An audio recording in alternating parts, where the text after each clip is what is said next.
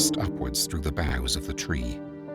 As it cleared the roof of the forest, the column bent before the force of the wind, just as a slender sapling would. Then the wizard directed more power into it, so that instead of being pushed before the wind, the green column streamed forth, spreading out across the sky and driving the clouds before it. There was a long delay before the effects of Stormaway's efforts translated themselves around the full circle of the storm. Tarkyn could feel the strength of the great oak pouring through him as the wizard's magic demanded more power.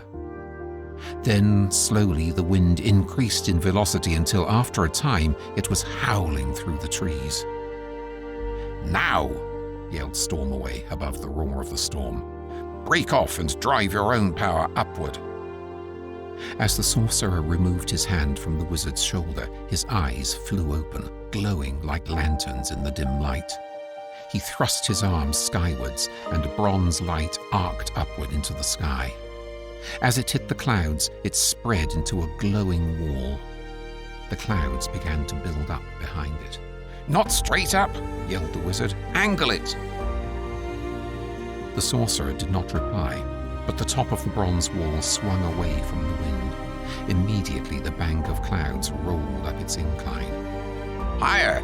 You have to take it higher as the cloud lifts!" shouted Stormaway. A few minutes later the wizard yelled, "I'm going to join my power to yours. We have to keep increasing the height of the wall. Keep yours steady until I take over. Then bring your hand back onto my shoulder and we'll combine forces again." Stormaway's green magic contracted and swung back up until it was running parallel to Tarkin's bronze wall of power. "Ready? Now, keep your eyes open, focused on your power. Let your eyes take over from your hand." In answer, the bronze light seemed to stream from both the sorcerer's upstretched hand and his glowing amber eyes. "Keep it steady!" shouted Stormaway. "Hold your focus. Now, bring down your arm and put your hand back on my shoulder." As soon as Tarkin's hand touched the wizard's shoulder, the two walls of light slammed together and a wave of power rippled up from the ground to disappear into the roiling clouds above. A short time later, Tarkin realized he wasn't being buffeted by the wind anymore. But overhead, he could still see the branches being thrashed about, and he could still hear the winds howl. As he watched, the lower branches of the oak quietened, and gradually level after level of the tree stilled. The wind still shrieked above the tree line, but all around him the forest was quiet. As the clouds rose, the rain began to ease. "We've done it," murmured Stormaway quietly.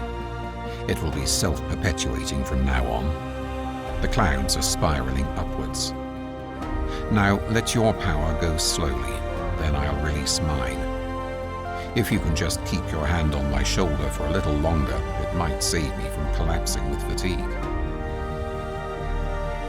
As Tarkin drew in his bronze wall and redirected the flow of energy into the wizard, he rocked slightly on his feet as the force changed directions. His eyes stung, and he was beginning to feel sick from the constant flow of power using him as a conduit from the oak to the wizard. A few minutes later, the forest guardian asked in a tight voice, "Enough? I can't manage much more. I think I'm going to throw up. It feels as though I have a river running through me." "Yes, thank you, Tarkin. That's enough. Don't make yourself sick." "Too late, I'm afraid." He doubled over and heaved. "Oh dear," remarked Autumn Leaves, appearing out of nowhere. "You've gone green again." "I feel green." "That was great," enthused Ancient Oak. "Absolutely unbelievable." Tarkin looked sideways at him from his doubled-up position. "It doesn't feel great, I can tell you." Stormaway slapped him on the back. "Don't worry, young man. The feeling will pass. You did a fine job." The sorcerer finally straightened up, wiping his mouth on his bandage.